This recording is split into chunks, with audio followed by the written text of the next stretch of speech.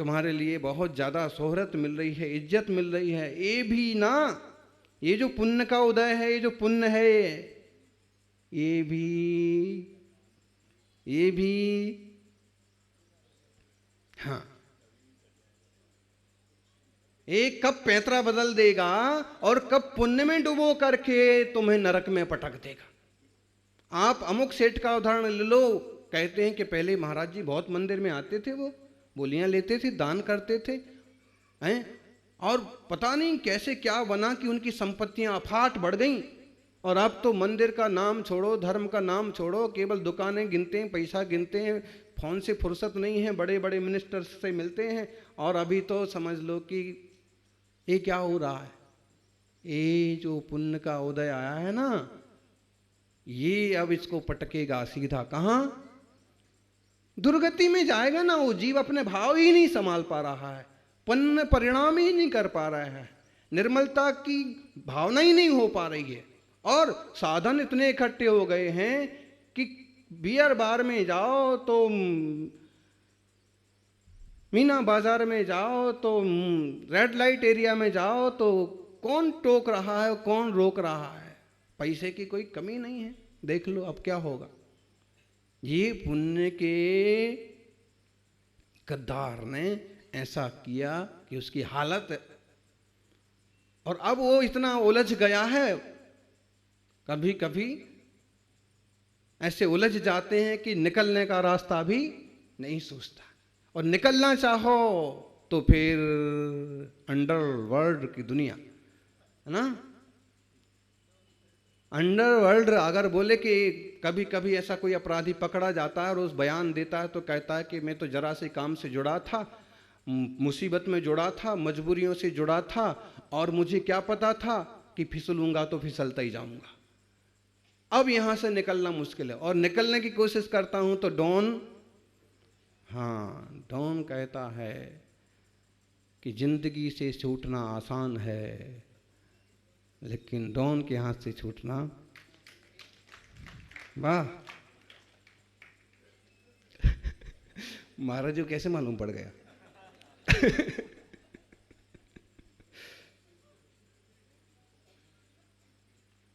ये ऐसे ही फिर पुण्य का होता है। पुण्य का उदय ऐसा हावी हो गया कि वृद्धावस्था में भी चाहो कि संलेखना कर ही लूंगा, समाधि तो साध ही लूंगा, जिंदगी में चूक गए, कुछ भी हुआ है, लेकिन अब तो अंत में तो कुछ। लेकिन फिर बेटे कहेंगे क्यों हमारी नाक कटाते हो, पैसे की कौन सी कमी है, हम आपको हॉस्पिटल लेके जाएंगे, आईसीयू में रखेंगे, आपको सही करेंगे, और आप सही नहीं होंगे। आईसीयू में सीयू करते करते और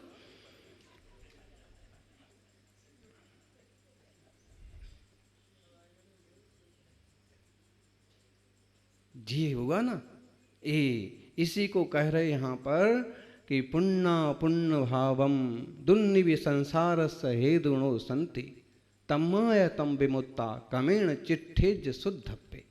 यानी पुण्य भाव हो, पुण्य कर्म हो कि अपुण्य कर्म, पुण्य कर्म हो कि पाप कर्म हो, दोनों भी संसार के कारण हैं। इसलिए ज्ञानी दोनों प्रकार के कर्म जंजाल को छोड़ करके आत्मा में स्थिर होने का पुरुषार्थ करना चाहिए।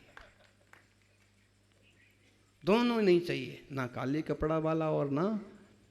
इसी को आचार्य कुंद कुंद स्वामी ने अपने पुण्य पाप अधिकार की प्रारंभ में समय सारची में और सोने और की और लोहे की बेड़ी से उपमा दी।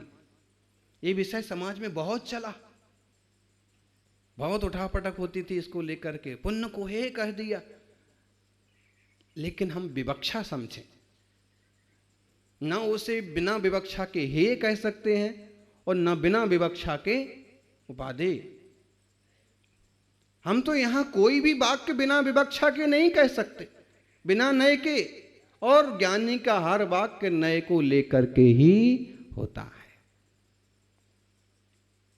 वहां कहा है सौवर्णियम पिणेलम बंधदि काला यशम पिजह पुरुषम एवं बंधदि जीवम सोहमसुहम बा कदम कम्मम। देखो, किसी ने चोरी की है, बदमाशी की है, कुछ टुच्चा आदमी है और पुलिस ने पकड़ा, उसको लोहे की बेड़ी लगाई, लोहे की बेड़ी लगाई, उसको बेड़ी लगा के ले गए। सबको मालूम पड़ रहा है कि बंधन में पड़ गया। लोहे की बेड़ी का बंध एकदम सबको समझ में आ गया। और अगर सोने की बेड़ी है, किसी बड़े आदमी ने कोई गड़बड़ किया है और उसको सोने की बेड़ी लगाई, चांदी की बेड़ी लगाई, और समझ लो बेड़ी ही नहीं लगाई, सिर्फ नजर रख रहे हैं। कभी कभी लालू यादव जैसे नेताओं पर जुर्म साबित होते हैं तो उन्हें हथकड़ी वगैरह नहीं लगाई जाती, बस सामान्य कहो, कई बार सिविल ड्रेस में पुलिस वाले आजू बाजू चलते हैं और लोगों को कुछ ज़्यादा ठीक ठाक समझ में नहीं आता है कि क्या हुआ है, कि बंधे हैं कि नहीं बंधे हैं, कि इन्हें किडनैप करके लेके जा रहे हैं, कि स्वतंत्र हैं कि परतंत्र हैं, कि क्या, कोई खास मालूम नहीं पड़ता, लेकिन जा रहे हैं, जाना पड़ेगा। नजर बंद हैं, कदम बंद हैं। वो जो जितना पुलिस वाले अधिकारी चल रहे हैं, जिधर चल रहे हैं, जितना चला रहा है उतना ही तुमको करना पड़ेगा। आम लोगों को तो नहीं दिख रहा है, लोग यही समझेंगे कि वाह,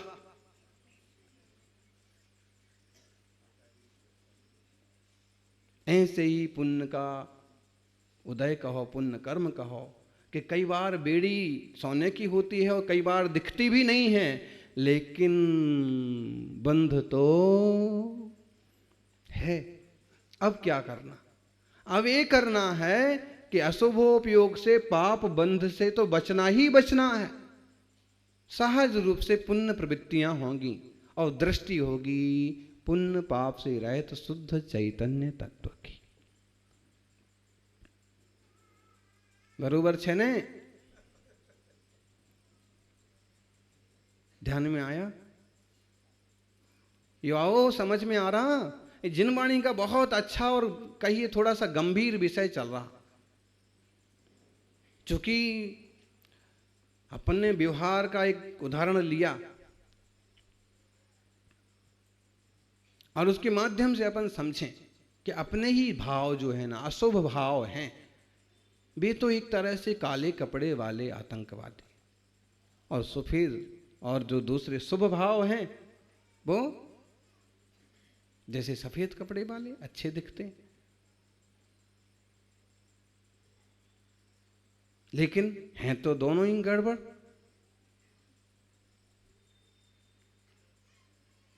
फिर अभी दोनों भाव नहीं चाहिए तुम्हें, शुभ भी नहीं चाहिए अशुभ भी नहीं चाहिए, तो क्या चाहिए फिर? શું જોઈએ? काय पाहिजे? हाँ, फिर ये दोनों नहीं चाहिए। ये बाहर के हैं, विदेशी हैं, मुझे स्वदेश चाहिए। स्वदेश, आज़ादी, स्वतंत्रता हमारा जन्म सिद्ध अधिकार है और हम उसे लेकर ही रहेंगे।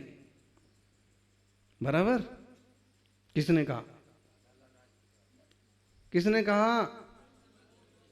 आप कहोगे लोकमान्य बाल गंगाधर तिलक, लेकिन हम कहेंगे भगवान महावीर स्वामी ने कहा था बरसों पहले।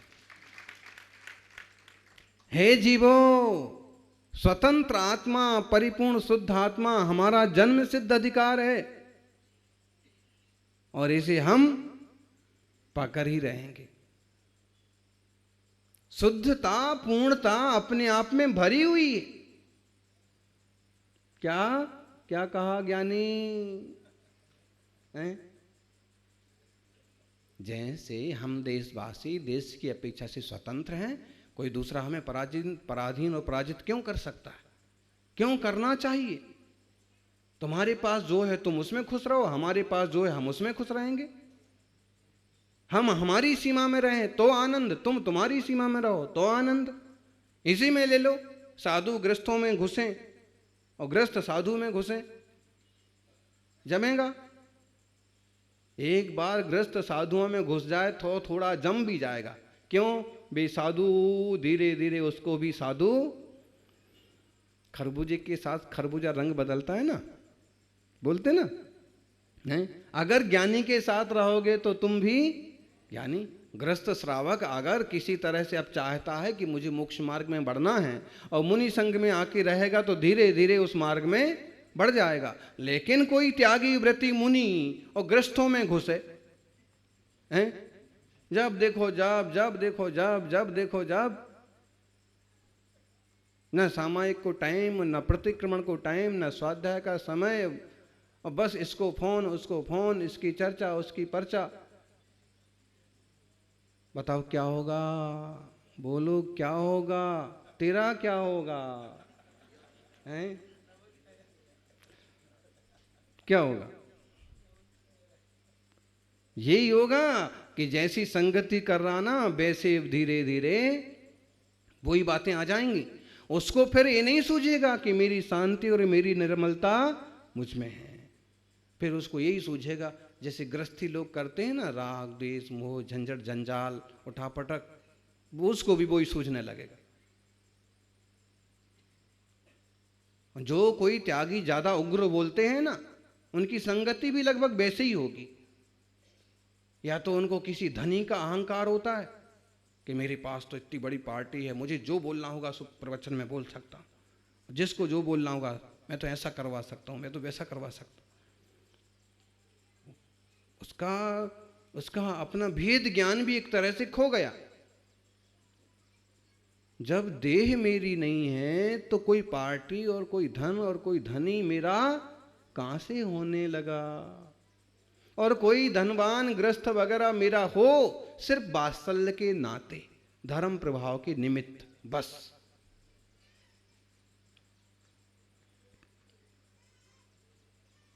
बाकी तो जहां देह अपनी नहीं,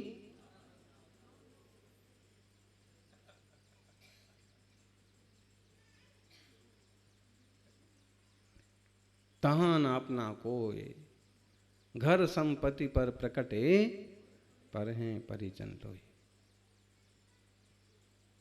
ज्ञानी की दृष्टि तो ऐसी होती है, इसलिए फिर उस किसी में बहुत ज्यादा राग और किसी में बहुत ज्यादा द्वेष यूं रह नहीं जाता।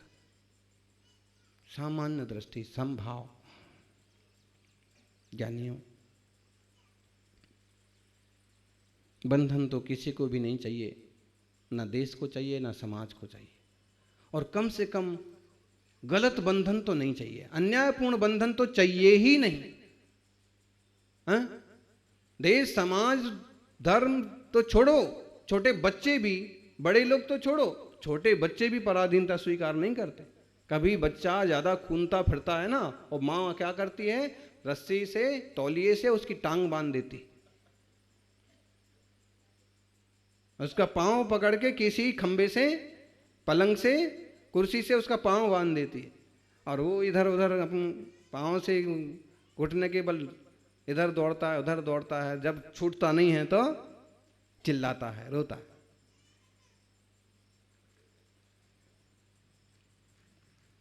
बंधन तो उसे भी नहीं चाहिए। एक पंछी ना, पिंजरे में पंछी, पिंजरे के पंछी रे तेरा दर्द न जाने को, है ना? मतलब क्या हुआ? पंछी पर ही लगाओ तो पिंजरे के पंछी के दर्द कौन जानता है? पिंजरे का पंछी ही जानता है, दूसरा नहीं जानता। दूसरे तो उससे खेल कर लेते, कितना अच्छा दिख रहा है, कितना बढ़िया बोलता है, कितना बड़ा हो गया है, क्या खाता है, और उससे खेल तो कर लेते हैं, लेकिन उसका दुख दर्द नहीं जानते हैं। ऐसे ही पराधीनता में पड़े हुए व्यक्ति का दुख दर्द प्रायः करके वही महसूस करता। अगर हम में जरा सा भेद ज्ञान जागा है तो मालूम पड़ेगा कि कर्मों की पराधीनता से, विकारों की पराधीनता से हम भी कितने दुखी हैं, कितने अस्थिर हैं, कितने व्याकुल हैं। और ये व्याकुलता ही तो दुख है। बोलो बोलो बोलो ज्ञानी, व्याकुलता ही दुख है और निराकुलता ही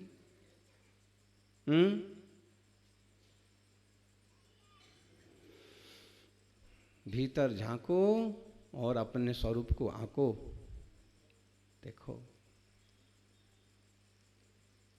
आत्म को हित है सुख सो सुख, आकुलता बिन कहिए, आकुलता शिव माही न ताते, शिव मग लाग्यो चाहिए।